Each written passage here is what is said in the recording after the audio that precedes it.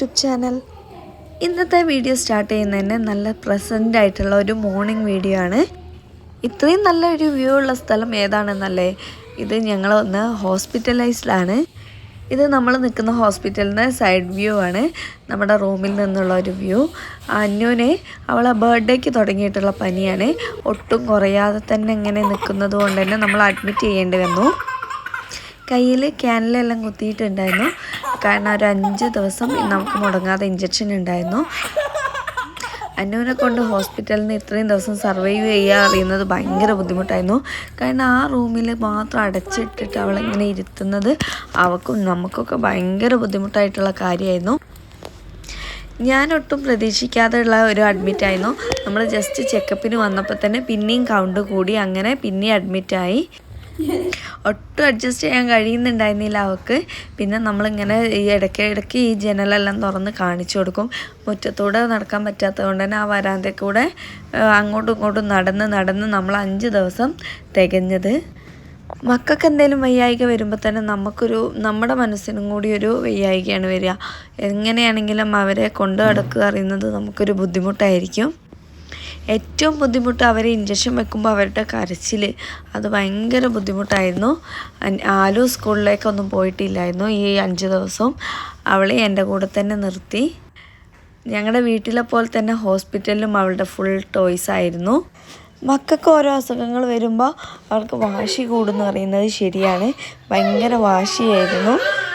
അതുപോലെ തന്നെ അവിടുത്തെ ഓരോ സ്റ്റാഫ് വരുമ്പോഴും അവർ ടെമ്പറേച്ചർ നോക്കാനും അതുപോലെ ചെക്കപ്പിനൊക്കെ വരുമ്പോൾ തന്നെ അവരെ കാണുമ്പോൾ പേടിയായിരുന്നു. അവരെ കാണുമ്പോൾ ഭയങ്കര കരച്ചിൽ. അതുപോലെ തെർമോമീറ്ററൊക്കെ കണ്ട അവൾ ഭയങ്കരമായിട്ട് കരയുമായിരുന്നു. അവൾക്ക് വയ്യാത്തത് കൊണ്ട് തന്നെ ആലു കുറേയൊക്കെ അഡ്ജസ്റ്റ് ചെയ്തു. അവൾ എന്ത് ചെയ്താലും തിരിച്ചടിക്കുകയൊന്നും ചെയ്യാതെ കുറേ അഡ്ജസ്റ്റ് ചെയ്ത് നിന്നായിരുന്നു. 2 വട്ടമാണ് അവളുടെ ക്യാനില ഔട്ടായി പോയത്. പിന്നെയും മാറ്റി കുത്തുക എന്ന് പറയുന്നത് അത് ഭയങ്കര ഒരു ടാസ്ക് ആയിരുന്നു.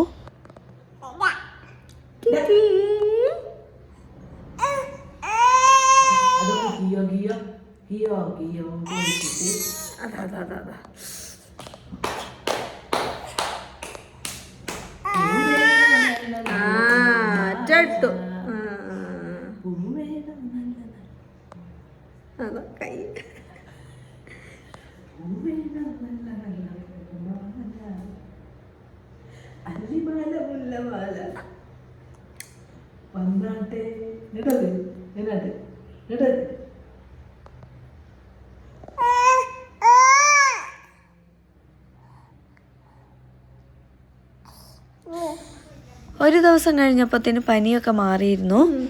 പിന്നെ കൗണ്ടർ റെഡി ആവേണ്ട ആവശ്യങ്ങളേ ഉണ്ടായിരുന്നുള്ളൂ.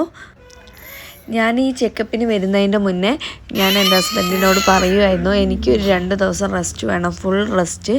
അത് ഒരു റിസോർട്ടിലൊക്കെ എനിക്ക് ഒരു റൂം എടുത്തിട്ട് ഞാനും മക്കളും മാത്രം ഫുൾ ടൈം ഞങ്ങൾ TV കണ്ടിട്ടും ചില്ല് ചെയ്തിട്ടും റൂമിലേക്ക് ഫുഡ് ഓർഡർ ചെയ്തിട്ടും അതുപോലൊരു സ്റ്റെക്കേഷൻ എനിക്ക് പെട്ടെന്ന് തന്നെ വേണം എന്നൊക്കെ പറഞ്ഞിട്ട് ഞങ്ങളിങ്ങനെ പറഞ്ഞുകൊണ്ടിരിക്കുമായിരുന്നു.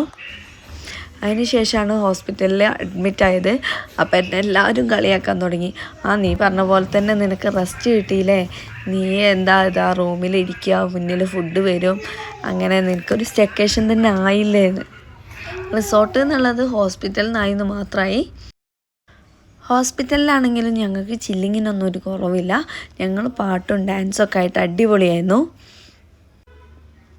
അന്നുവിനെ ഈ ടൈമിൽ എൻ്റർടൈൻ ചെയ്യാന്ന് പറയുന്നത് ഞങ്ങൾക്ക് ഭയങ്കര ഇഷ്ടമായിരുന്നു. അവൾ ഓരോരോ മാറ്റങ്ങൾ അവളുടെ ലൈഫിലും ഇങ്ങനെ വയസ്സ് കൂടുന്നതിനനുസരിച്ചിട്ട് ദിവസങ്ങളോളം ഓരോരോ മാറ്റങ്ങൾ ഉണ്ടാവുകയാണ്. നടക്കാൻ ശ്രമിക്കുന്നൊക്കെ ഉണ്ട്. അങ്ങനെ 5 ദിവസത്തെ ഹോസ്പിറ്റൽ വാസത്തിന് ശേഷം ഞങ്ങളിന്ന് ഡിസ്ചാർജ് ആവുകയാണ്. അങ്ങനെ അവസാനം ഡിസ്ചാർജ് ആവുന്ന ദിവസം വന്ന് നമ്മൾ എണ്ണി കാത്തിരിക്കുന്ന ദിവസമായിരുന്നു. പിന്നെ ഫുള്ള് റൂമൊക്കെ ചെക്ക് ചെയ്ത് നമ്മുടെ ബാഗൊക്കെ ഫുള്ള് പാക്ക് ചെയ്തു. മെഡിസിനൊക്കെ വാങ്ങാനുണ്ടായിരുന്നു, അതൊക്കെ വാങ്ങി. പിന്നെ അപ്പോഴത്തേന് ബില്ലിങ്ങൊക്കെ കഴിഞ്ഞിട്ട് ഞങ്ങളിതാ നമ്മുടെ ആ റൂമിനോട് വിട പറയുവാണ്. അപ്പം നമ്മുടെ ഡെയിലി വ്ളോഗ്സ് ഇത്രയേ ഉള്ളൂ. എല്ലാവർക്കും ഇഷ്ടമായിട്ടുണ്ടെങ്കിൽ ലൈക്ക് ചെയ്യണം, ഷെയർ ചെയ്യണം, സബ്സ്ക്രൈബ് ചെയ്യണം.